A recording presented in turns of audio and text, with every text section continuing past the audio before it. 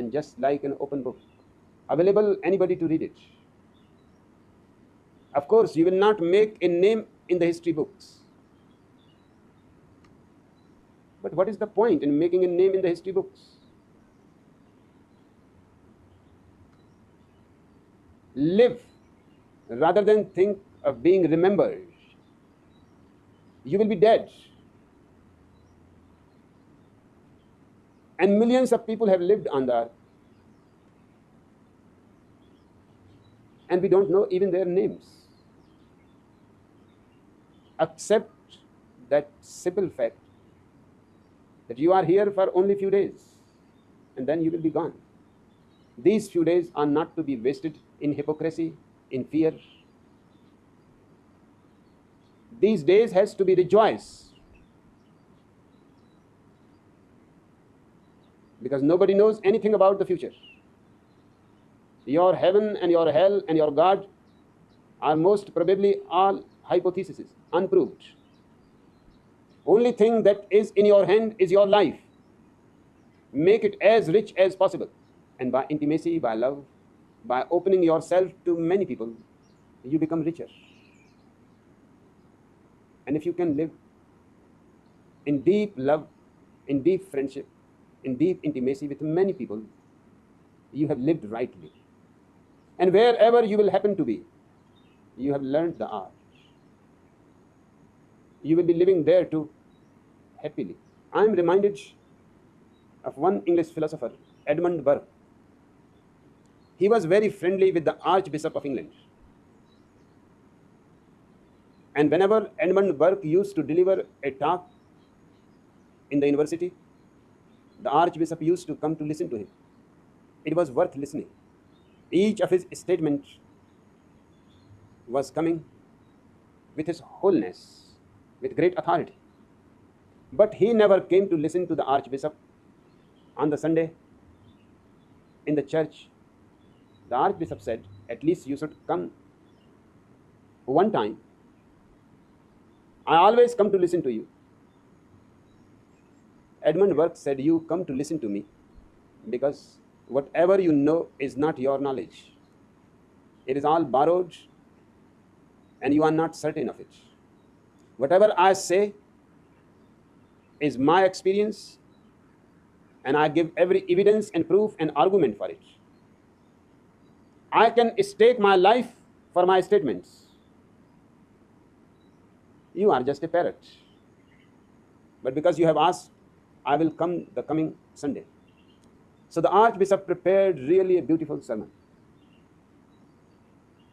Thinking that Edmund Burke will be present, the sermon has to be as great as he can make. But he was surprised. Edmund Burke was sitting in the first row, but there was no emotion on his face. He could not judge whether he liked it, disliked it, agreed with it, or disagreed with it. He was very much puzzled. And as the sermon ended, Edmund Burke stood up and he said, I have a question to ask. A very simple question. Because your whole sermon was in a condensed form that the people who live virtuous life according to your Christian ideology and believe in Jesus Christ will go to heaven after this life. Those who do not believe in Jesus Christ and live the life of a sinner will fall into eternal hell after this life. My question is, said Edmund Burke, that if a person is virtuous but does not believe in Jesus Christ, what will happen? He is good. His life is a life to be praised. But he does not believe in Jesus Christ. Where he is going to be? Or a man who believes in Jesus Christ but is a great sinner. Where he is going to be? You missed two very important points to mention. Your sermon was half. And I was waiting that whether you are aware of these two possibilities or not. The Archbishop thought for a moment the question was really dangerous. If he says The good people are going to heaven whether they believe in Jesus Christ or not. Jesus Christ and the belief in him becomes superfluous, non-essential. And if he says those who believe in Jesus Christ, even if they are sinners, will go to heaven, then sin is being approved by the church itself. He was in a very muddled situation. He said, your question needs some time for me to think over it. Just give me 7 days. Next Sunday I will answer it. For 7 days he tried all scriptures, tried this way and that way, but the question was simple. And he was caught in a dilemma. He could not sleep those 7 days. Because how he is going to face Edmund Burke and his congregation? And whatever he says seems to be wrong. Either it goes against Jesus Christ or it goes against virtuous life. He repented that he invited that fellow to come to the church. He went early in the morning to the church before the congregation comes. He was still not with any answer. He thought in the early morning, when there is nobody in the church, I will pray to Christ himself that just show me the light. Give me the answer. Because not only my prestige is at stake, your prestige is also at stake. 7 days continuously worrying, not sleeping. He was bound down before the Jesus Christ statue. He fell asleep. And he saw a dream. Naturally, because 7 days, only one thing has been in his mind. The dream was also connected with it. He saw himself sitting in a train and he asked where we are going. And somebody said, this train is going to heaven. He had a great relaxation and he said, that's perfectly good. Perhaps this is Jesus Christ's doing. That you can see yourself who goes to paradise and who does not go. As he reached the station of paradise, he could not believe. It looked so rotten. He entered inside the paradise. The people he met were almost corpses walking. He recognized few saints and he asked them that I want to ask one question. Where is Gautam Buddha? Because he never believed in Jesus Christ or in God, but he was one of the most moral men you can conceive. The saint said, he is not here. Socrates, he was also not a believer in any god, but was a man of great virtue. He is also not here. And he said, why this whole paradise looks like a ruin? And saints look like dead. There seems to be no joy. I used to think that angels go on singing on their harps. I don't see any angels, any harps, any song, any dance. Just few dull and dead saints are sitting under the trees.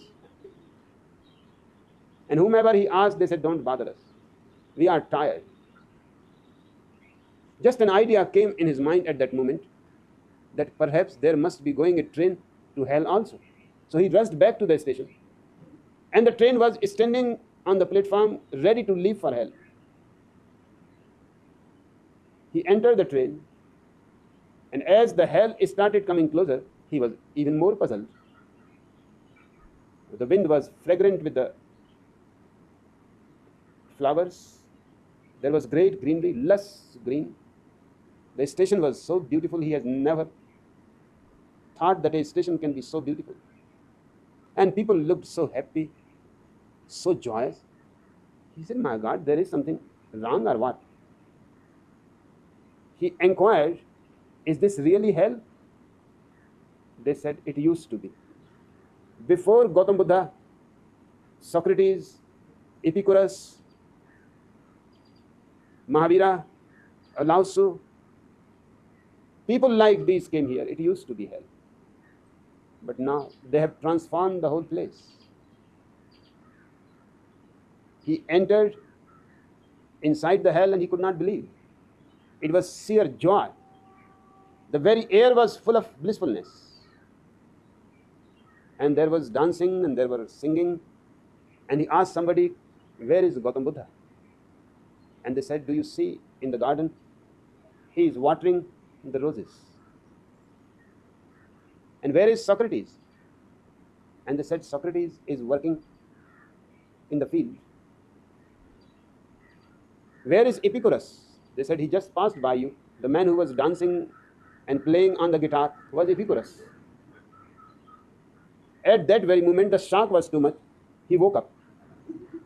He said, my God, what a dream. And people have started, particularly Edmund Burke was sitting in the front seat already, waiting for the answer. The poor Archbishop said that I have not been able to find the answer, but I have seen a dream which I will describe to you, and you can conclude from the dream the answer. And he described the dream. Edmund Burke said, now you conclude also. The conclusion is clear, that wherever good people are, there is paradise. It is not that good people go to paradise. Wherever good people are, it becomes paradise. And wherever stupid and idiots are, they may be great believers in God and Jesus Christ and the Holy Bible, it does not matter. Even paradise becomes a ruin. It becomes a hell. I have loved this incident very much because this is my approach too. If you are simple, loving, open, intimate, you create a paradise around you. If you are closed, constantly on defense, always worried that somebody may come to know your thoughts, your dreams, your perversions, you are living in hell. Hell is within you, and so is paradise. They are not any geographical places.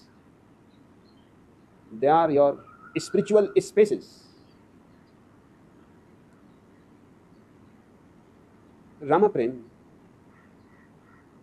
cleanse yourself, and meditation is nothing but a cleaning of all rubbish that has gathered in your mind.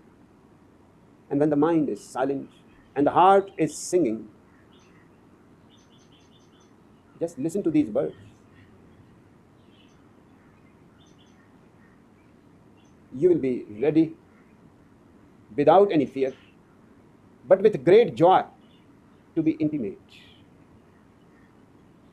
And without intimacy, you are alone here amongst strangers.